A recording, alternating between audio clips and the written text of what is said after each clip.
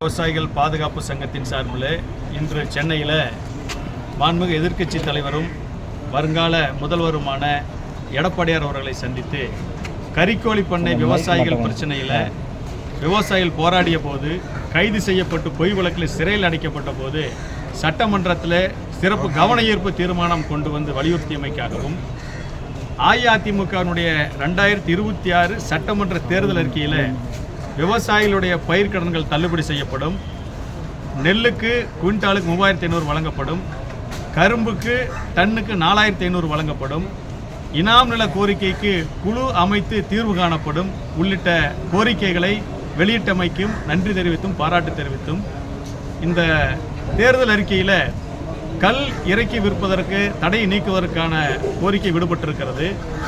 அதோடு கறிக்கோழி பண்ணை விவசாயிகளுக்கான கோரிக்கைகள் விடுபட்டிருக்கிறது. தென்பெண்ணை ஆற்று விவசாயிகளுக்கான கோரிக்கைகள் விடுபட்டிருக்கிறது. பாமாயிலுக்கு பதிலாக தேங்காய் எண்ணெய், நிலக்கடலை எண்ணெய் வழங்க வேண்டும் என்கிற கோரிக்கை விடுபட்டிருக்கிறது. உள்ளிட்ட விடுபட்ட கோரிக்கைகளையும் சேர்க்க கோரி இன்று சந்தித்து கோரிக்கை வைத்தோம்.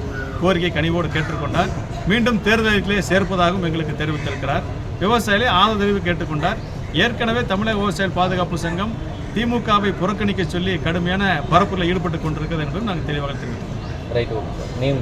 வழக்கறிஞர் ஈசன் முருகசாமி, நிறுவனர், தமிழக விவசாயிகள் பாதுகாப்பு சங்கம். ஓகே.